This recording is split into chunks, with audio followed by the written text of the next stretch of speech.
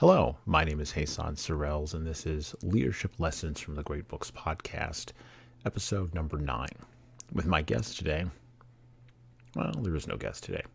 Instead, we're going to address leadership from a little bit of a different perspective.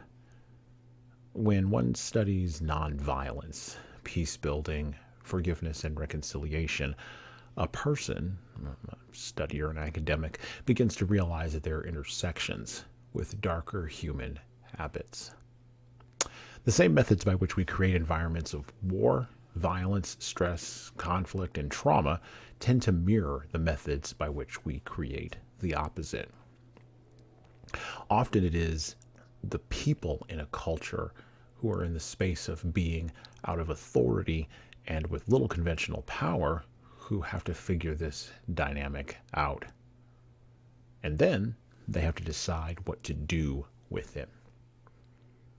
During this month in the United States of America, there is typically a lot of digital ink spilled and video and visual and political rhetoric thrown around about the accomplishments of America's original discriminated against minority. And it's not the displaced natives that we're talking about either. The man who figured out that there was power and the ability to move a majority society in the direction of more rather than less justice was the Reverend Dr. Martin Luther King Jr. Many years later, his name would rise to the heights of secular worship, even as the God he prayed to and the Jesus he spoke about was banished ignobly from the American public square. He would be embarrassed and ashamed, I think, if he could see that. And many people in the racially roiled present age that we all inhabit seek to leverage his decontextualized words and ideas in order to make their political positions more secure and to personally benefit by grifting and hustling the very majorities they rail against.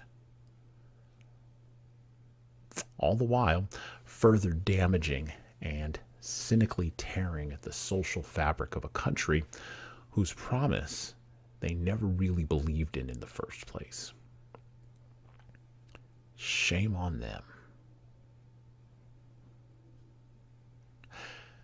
Leaders read the great leaders of the past, regardless of the majority or minority status that they may have had, and they seek to learn from those leaders and then to ruthlessly apply the lessons to their own followers' conflicts, problems, issues, and concerns. Regardless of the color of the skin the human being that they are reading may have had. So we're going to take the opportunity to do some reading here today. We're going to take the opportunity to do some examination, and I'm going to inject my own thoughts. So let us read and have ears to hear, and eyes to see, and a brain to comprehend. From the Atlantic Monthly, August 1963. The Negro is Your Brother, Volume 212, Number 2, pages 78 to 88. What would be known later as Letter from a Birmingham Jail. And I quote, "While confined here in the Birmingham City Jail, I came across your recent statement calling our present activities quote-unquote unwise and untimely. Seldom, if ever, do I pause to answer criticism of my work and ideas. If I sought to answer all of the criticisms that crossed my desk, my secretaries would be engaged in little else in the course of the day, and I would have no time for constructive work. But since I feel that you are men of genuine goodwill and your criticisms are sincerely set forth, I would like to answer your statement in what I hope will be patient and reasonable terms. I think I should give the reason for my being in Birmingham, since you have been influenced by the argument of quote-unquote outsiders coming in. I have the honor of serving as president of the Southern Christian Leadership Conference, an organization operating in every southern state with headquarters in Atlanta, Georgia. We have some 85 affiliate organizations all across the South, one being the Alabama Christian Movement for Human Rights. Whenever necessary and possible, we share staff, educational, and financial resources with our affiliates. Several months ago, our local affiliate here in Birmingham invited us to be on call to engage in a nonviolent direct action program if such were deemed necessary. We readily consented, and when the hour came, we lived up to our promises. So I am here, along with several members of my staff, because we were invited here. I'm here because I have basic organizational ties here. Beyond this, I am in Birmingham because injustice is here. Just as the 8th century prophets left their little villages and carried their "Thus saith the Lord" far beyond the boundaries of their hometowns, and just as the Apostle Paul left his little village of Tarsus and carried the gospel of Jesus Christ to practically every hamlet and city of the Greco-Roman world, I too am compelled to carry the gospel of freedom beyond my particular hometown. Like Paul, I must constantly respond to the Macedonian call for aid. Saints, secular and religious, turn out to have feet of clay when they and their actions are inevitably judged by the long course of history. And it is well worth remembering, after the FBI files and the endless rumors, some more salacious than others, that he was just a man. At the end of it all, he was just a man. We celebrate his birthday in January partially to not overshadow the month that will follow. However, in doing this, we forget that he would have, in all likelihood, wanted you to work. Work, after all, lay at the foundation of the last years of his life, and work defined him from birth to death. This is what leaders do, by the way. They say yes to the work that others may have been offered in the past and said no to performing. And they say yes in spite of what that cost will bear. Back to a letter from a Birmingham jail. In any nonviolent campaign, there are 4 basic steps: collection of the facts to determine whether injustices are alive, negotiation, self-purification, and direct action. We have gone through all of these steps in Birmingham. There can be no gainsaying of the fact that racial injustice engulfs this community. Birmingham is probably the most thoroughly segregated city in the United States. Its ugly record of police brutality is known in every section of this country. Its unjust treatment of Negroes in the courts is a notorious reality. There have been more unsolved bombings of Negro homes and churches in Birmingham than in any other city in this nation. These are the hard, brutal, and unbelievable facts.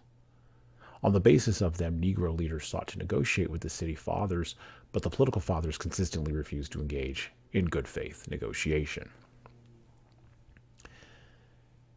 Leaders will sometimes say to our coaches in sessions after training, "I've done all that I can do," or "I've tried everything with this person and they just won't change."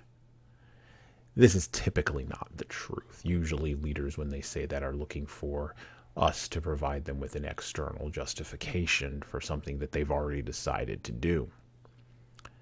At a minimum, it is an admission of impotency that borders on the incredulous. Leaders haven't done everything until they've done the things that make them the most uncomfortable. In dealing with any reality that needs to be changed, whether it's the reality of an individual or a nation state, whether at work or in the nation state, there have to be 4 basic steps achieved. Clarity about the problem, candor about all the options needed to negotiate the problem, the courage to be uncomfortable with the long and arduous process of changing a circumstance that may be weighed down by both history and inertia, and then, of course, the desire to go forth with a solution.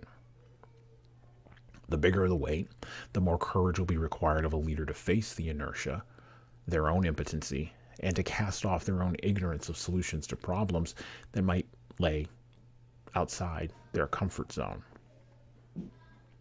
Back to a letter from a Birmingham jail. Then came the opportunity last September to talk with some of the leaders of the economic community. In these negotiating sessions, certain promises were made by the merchants, such as the promise to remove the humiliating racial signs from the stores. On the basis of these promises, Reverend Shuttlesworth and the leaders of the Alabama Christian Movement for Human Rights agreed to call a moratorium on any type of demonstration. As the weeks and months unfolded, we realized that we were the victims of a broken promise. As the weeks unfolded and the months unfolded, we realized that we were the victims of a broken promise. The signs remained. As in so many experiences of the past, we were confronted with blasted hopes, and the dark shadow of a deep disappointment settled upon us. So we had no alternatives except that of preparing for direct action, whereby we would present our very bodies as means of laying our case before the conscience of a local and national community. We were not unmindful of the difficulties involved, so we decided to go through the process of self-purification. We started having workshops on nonviolence and repeatedly asking ourselves the question, are you able to accept blows without retaliating? Are you able to endure the ordeals of jail? When a leader has the courage to begin to ask their followers how heavy a weight they are willing to carry, he or she has now entered the arena where reality, inertia, and the gravity of ineluctable fate begin to swirl together. Such conditions create either a star that shines brightly or a black hole that sucks in everything and warps reality. Back to a letter from a Birmingham jail. You may well ask, why direct action? Why sit-ins, marches, and so forth? Isn't negotiation a better path?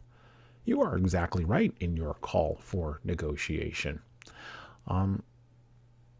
Indeed, this is the purpose of direct action. Nonviolent direct action seeks to create such a crisis and establish such creative tension that a community that has consistently refused to negotiate is forced to confront an issue.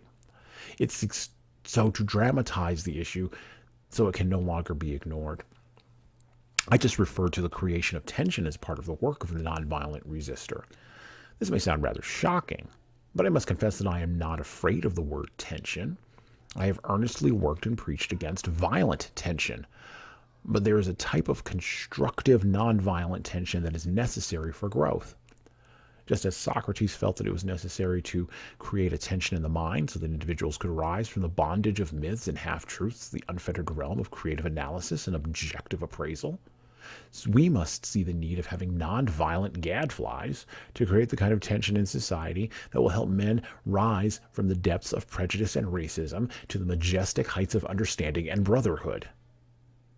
So, the purpose of direct action is to create a situation so crisis-packed that it will inevitably open the door to negotiation. We therefore concur with you in your call for negotiation. Too long has our beloved Southland been bogged down in the tragic attempt to live in monologue rather than dialogue.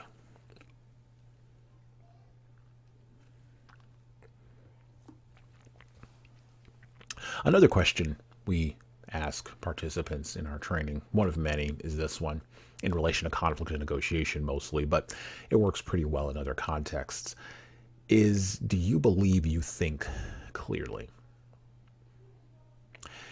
The shocking answer is that 9 out of 10 people in the room will not raise their hand in the affirmative. Many will sit in the room failing to think clearly even about the question about clear thinking.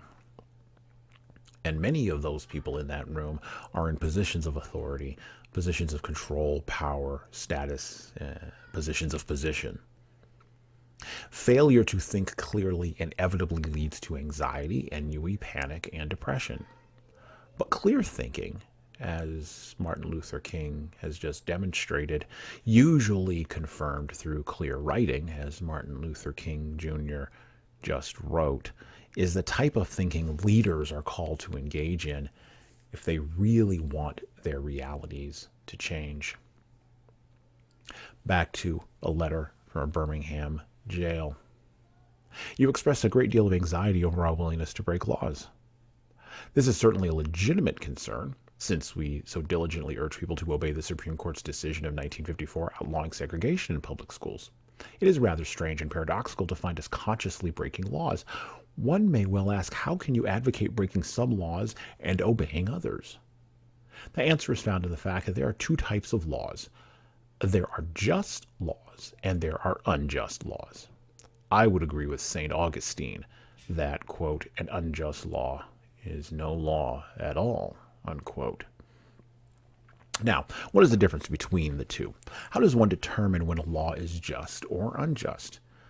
A just law is a man-made code that squares with the moral law or the law of God. An unjust law is a code that is out of harmony with the moral law. To put it in terms of St. Thomas Aquinas, an unjust law is a human law that is not rooted in eternal and natural law. Any law that uplifts human personality is just. Any law that degrades human personality is unjust. All segregation statutes are unjust because segregation distorts the soul and damages the personality. It gives the segregator a false sense of superiority and the segregated a false sense of inferiority. To use the words of Martin Buber, the great Jewish philosopher, segregation substitutes an I-it relationship for the I-thou relationship and ends up relegating persons to the status of things. So segregation is not only politically, economically, and sociologically unsound, but it is morally wrong and sinful. Paul Tillich has said that sin is separation.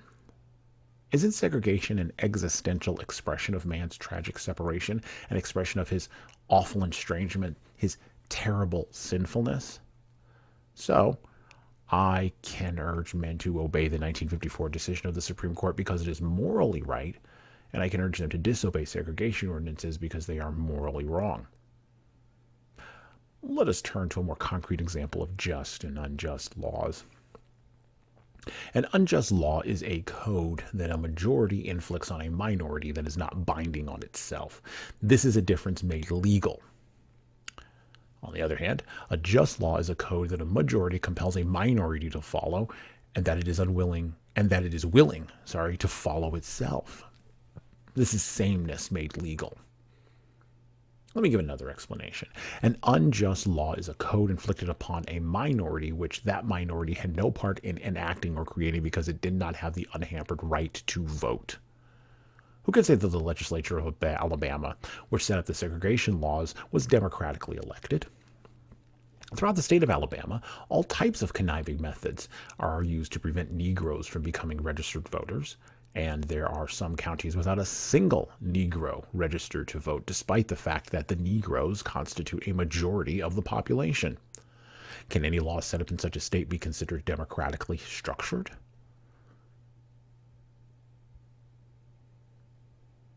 A word on sin, which is the point of all of this. When you don't do what you're supposed to do, and you know you're supposed to do it, you quote-unquote miss the mark. In the Greek language, upon which the New Testament was built for the benefit of Greek-speaking Gentiles at the time, you have committed hamartia. The Reformed systematic theologian R.C. Sproul, many years later, remarked that, quote, sin is any lack of conformity, active or passive, to the moral law of God. This may be a matter of act, of thought, or of inner disposition or state. The theological term for the study of sin is hamartiology, from the Greek hamartia for sin, error, or missing the mark. The Apostle Paul used the verb hamartano when he wrote, "For all have sinned and come short of the glory of God." Romans 3:23. Leaders are challenged in their organizations to confront the hamartia surrounding them, leveraging all the tools available at their disposal. Does this mean that they are on a never-ending quest for moral purity at work, in their teams, or in their cultures? Well, maybe or maybe not. But performing in a lukewarm or mediocre manner in the face of obvious hamartia can only lead to the dragon of hamartia growing larger and larger until it finally eats you. Back to a letter from a Birmingham jail. I must make two honest confessions to you, my Christian and Jewish brothers. First, I must confess that over the last few years I have been gravely disappointed with the white moderate. I have almost reached the regrettable conclusion that the Negro's great stumbling block in the stride toward freedom is not the white citizen's counselor or the Ku Klux Klaner, but the white moderate who is more devoted to order than to justice, who prefers a negative peace, which is the absence of tension, to a positive peace, which is the presence of justice, who constantly says, I agree with you in the goal you seek, but I can't agree with your methods of direct action, who paternalistically feels that he can set the timetable for another man's freedom, who lives by the myth of time, and who constantly advises the Negro to wait until a quote-unquote more convenient season, unquote. Shallow understanding from people of goodwill is more frustrating than absolute misunderstanding from people of ill will. Lukewarm acceptance is much more bewildering than outright rejection. I received a letter this morning from a white brother in Texas which said, quote, all Christians know that the colored people will receive equal rights eventually, but is it possible that you are in too great of a religious hurry? It has taken Christianity almost 2,000 years to accomplish what it has. The teachings of Christ take time to come to earth. Unquote. All that is said here grows out of the tragic misconception of time. It is the strangely irrational notion that there is something in the very flow of time that will inevitably cure all ills. Actually, time is neutral. It can be used either destructively or constructively. I'm coming to feel that the people of ill will have used time much more effectively than the people of good will. We will have to repent in this generation not merely for the vitriolic words and actions of bad people, but for the appalling silence of good people. We must come to see that human progress never rolls in on wheels of inevitability.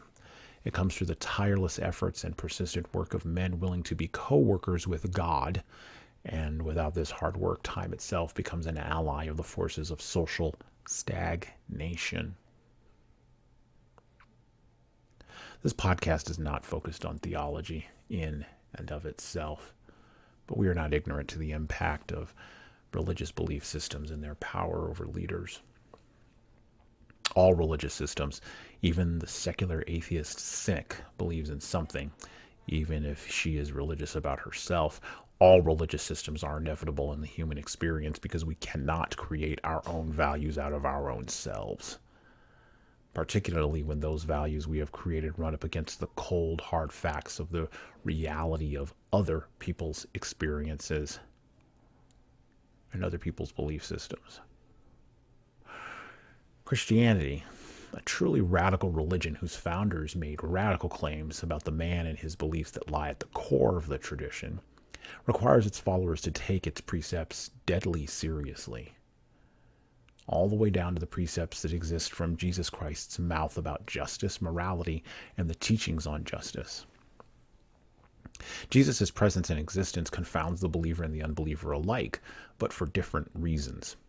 It behooves leaders to know the words that Jesus said, particularly as those words have influenced the direction, tone, and shading of Western thought for the last 2 millennia. You cannot have justice without Jesus, but you can have plenty of injustice without Jesus. Back to a letter from a Birmingham jail. You spoke of our activity in Birmingham as extreme. At first, I was rather disappointed that fellow clergymen would see my nonviolent efforts as those of an extremist. I started thinking about the fact that I stand in the middle of 2 opposing forces in the Negro community.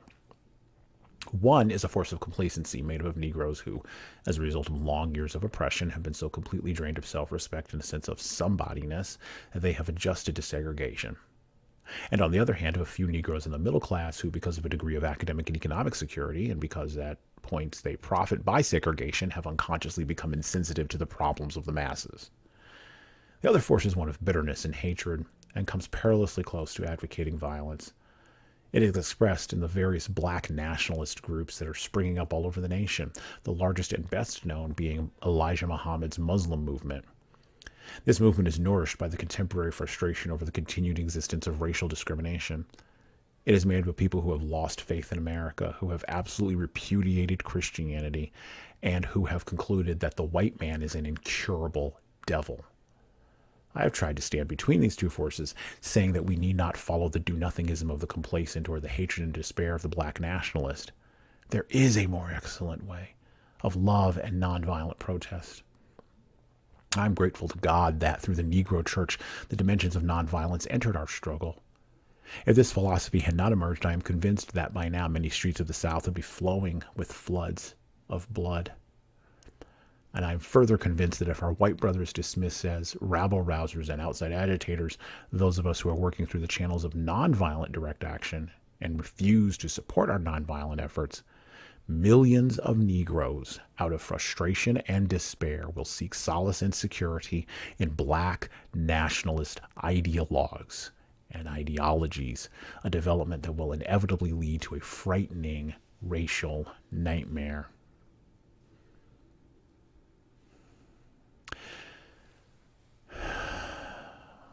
Nonviolence means nonviolence, all the way to the logical, rhetorical, even physical end.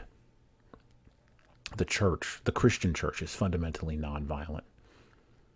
Anything outside the church may become hostage to ideology, slave to men's passions, or justified by rational scientific methodology to serve an end. Advocating violence as a leader doesn't make you lead better. Violence is the last act, not the first, and should be treaded into dangerously rather than gleefully, or even worse, ideologically. Lastly, from a letter from Birmingham jail by the Reverend Dr. Martin Luther King Jr. Oppressed people cannot remain oppressed forever. The urge for freedom will eventually come. This is what has happened to the American Negro. Something within has reminded him of his birthright of freedom. Something without has reminded him that he can gain it. Consciously and unconsciously, he has been swept in by what the Germans call zeitgeist, and with his black brothers of Africa and his brown and yellow brothers of Asia, South America, and the Caribbean, he is moving with a sense of cosmic urgency toward the promised land of racial justice. Recognizing this vital urge that has engulfed the Negro community, one should readily understand public demonstrations. The Negro has many pent-up resentments and latent frustrations. He has to get them out. So let him march sometime. Let him have his prayer pilgrimages to the city hall.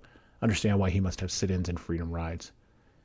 If his repressed emotions do not come out in these nonviolent ways, they will come out in ominous expressions of violence. This is not a threat. It is a fact of history. So I have not said to my people, get rid of your discontent, but I have tried to say that this is normal, and healthy discontent can be channeled through the creative outlet of nonviolent direct action. Now, this approach is being dismissed as extremist. I must admit that I was initially disappointed in being so categorized. But as I continued to think about the matter, I gradually gained a bit of satisfaction from being considered an extremist. Was not Jesus an extremist in love? Love your enemies, bless them that curse you, pray for them that despitefully use you. Was not Amos an extremist for justice? Let justice roll down like waters and righteousness like a mighty stream. Was not Paul an extremist for the gospel of Jesus Christ? I bear in my body the marks of the Lord Jesus. Was not Martin Luther an extremist? Here I stand. I can do no other. So help me God. Was not John Bunyan an extremist? I will stay in jail to the end of my days before I make a mockery of my conscience. Was not Abraham Lincoln an extremist? This nation cannot survive half slave and half free. Was not Thomas Jefferson an extremist? We hold these truths to be self-evident, that all men are created equal. So the question is not whether we will be extremists, but what kind of extremists we will be. Will we be extremists for hate, or will we be extremists for love? Will we be extremists for the preservation of injustice, or will we be extremists for the cause of justice? As we turn the corner, remember that leaders have to make decisions and have to commit with consistency to their proscriptions and prescriptions. When we have made a decision and follow through on it as leaders, we have done so with clarity, candor, and courage, and not done it quickly. Well, then we become forces for justice, not by creating new things, but instead by demanding that present institutions live up to their own established standard. Finally, the end here, from a letter from a Birmingham jail. But the judgment of God is upon the church as never before. If the church of today does not recapture the sacrificial spirit of the early church, it will lose its authentic ring, forfeit the loyalty of millions, and be dismissed as an irrelevant social club with no meaning for the 20th century. I meet young people every day whose disappointment with the church has risen to outright disgust. I hope the church as a whole will meet the challenge of this decisive hour. But even if the church does not come to the aid of justice, I have no despair about the future.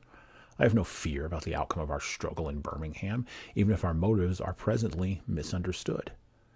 We will reach the goal of freedom in Birmingham and all over the nation, because the goal of America is freedom. Abused and scorned though we may be, our destiny is tied up with the destiny of America. Before the Pilgrims landed at Plymouth, we were here. Before the pen of Jefferson scratched across the pages of history the majestic words of the Declaration of Independence, we were here. For more than 2 centuries, our foreparents labored here without wages. They made cotton king, and they built the homes of their masters in the midst of brutal injustice and shameful humiliation. And yet, out of a bottomless vitality, our people continue to thrive and develop. If the inexpressible cruelties of slavery could not stop us, the opposition we now face will surely fail. We will win our freedom, because the sacred heritage of our nation and the eternal will of God are embodied in our echoing demands. If I have said anything in this letter that is an understatement of the truth and is indicative of an unreasonable impatience, I beg you to forgive me. If I have said anything in this letter that is an overstatement of the truth and is indicative of my having a patience that makes me patient with anything less than brotherhood, I beg God to forgive me. And that was the Reverend Dr. Martin Luther King Jr. speaking to us across the distances of history and appealing to our Christian roots in an Augustinian manner and saying yes to a call to engage in a struggle that has already very much been won, and not in the ways that he thought. The words he used to describe the United States' original sin, and then the years following, the dealing with that at a cosmic level, echo through to today in the efforts of every tin-pot, ideologically enslaved leader of a movement in the remainder of the 20th and the opening of the 21st century. And yet, though he had feet of clay, as all leaders do, his followers could mimic the language and sense the energy, but they missed the core of the argument. Christian belief, thoughts, and appeal to righteousness has influenced opposition to oppression in the modern world, from the efforts of William Wilberforce to the writing of this letter. The first lesson for leaders here is clear. The enemies of your position clearly will seek to destroy you, but so will the zealots on the other side and within your own camp who claim to be your allies. The second lesson for a leader is as follows. Be prepared to adopt a cosmological view of changing people, systems, and institutions. For when you are seeking to lead people into the process of bending the iron law of institutions, you have to know that it may take a while to heat that iron up. The third and final lesson for leaders is that they should prepare themselves to give everything, emotionally, psychologically, financially, and even physically, to the change they want to see in the world. It is never, and it will never, be enough to show up, say slogans, intimidate enemies, and then turn around, pack up, and go home. And being the change you want to see is more than just a cool meme quote. And to think, you just learned all of that about leadership directly from jail.